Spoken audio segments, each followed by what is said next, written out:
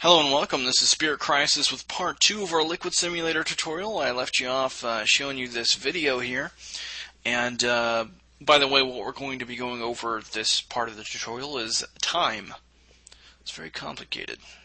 It's got 3 hands. 3 hands. I've only got 2. But anyways, one thing I didn't go over and didn't make too clear is that although this is the cube, that is the liquid, and then this is the domain, it actually isn't physically the domain, which means whenever you press bake, it turns the domain into the fluid. And that's why your cube, which I previously mentioned is the fluid, is still there. It's because it's just the dimensions of what will be the fluid.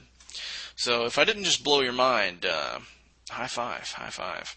So basically, what I'm saying here is this reflective surface is not the domain.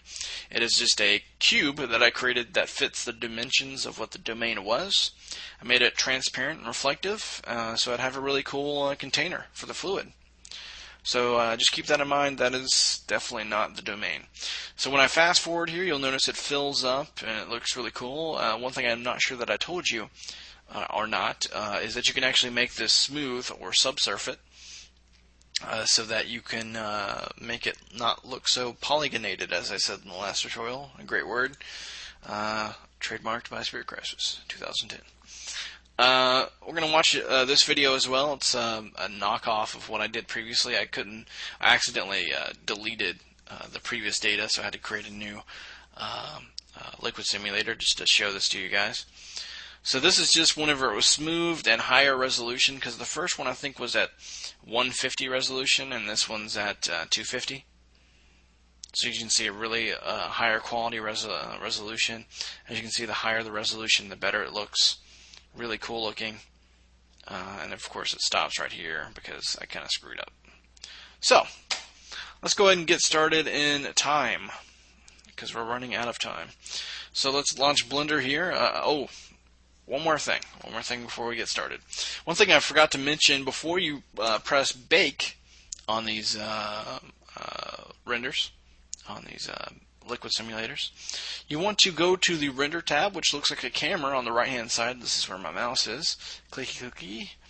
And what you want to do is make sure that your frame range is correct. So however long you want this video, this render to be, make sure your render range is right and your frame rate's right, because when you bake, it's only going to make the bake fit the settings that you have here. So in other words, whenever I told this to bake last tutorial, as you can see, it bakes all the way to the 250th frame and it stops. Does not do any more baking after that. So after the 250th frame, nothing. It's got nothing. And that's how it's supposed to be. So make sure you have those settings correct, and let's get started. So we already have our thing baked. We're not going to mess with that in this tutorial. I'm just going to show you some demonstrations here. So let's go ahead and relaunch Blender because I minimized on accident. So with the domain selected, as you can see, the fluid is the domain now.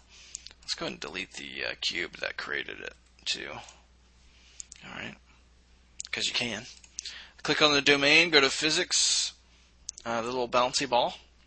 As you can see, all these options here. Time. What does time mean? What is time? Do we live in time? Do we run out of time? No, 0 to 4. What does that mean? So time literally is calculated in seconds in this situation. So start means start at the 0 seconds, and end means at 4 seconds. So that's why these settings are very crucial here in the render tab.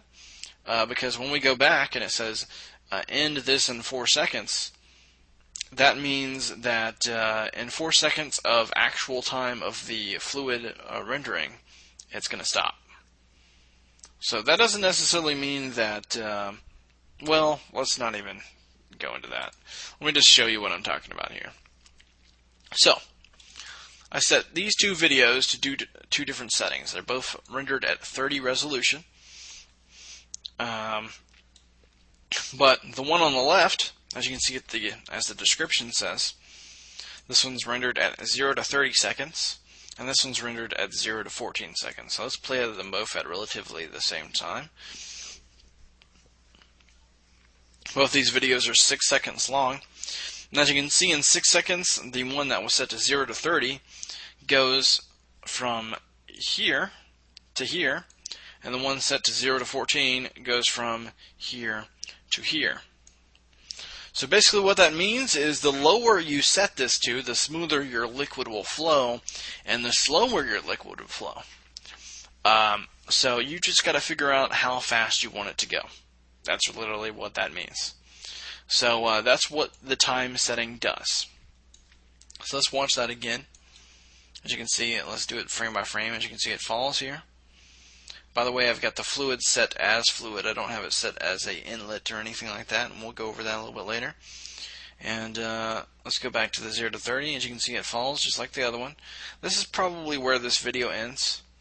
So in about 1 second, this 0 to 30 is capable of reaching what 0 to 14 will in 6 seconds.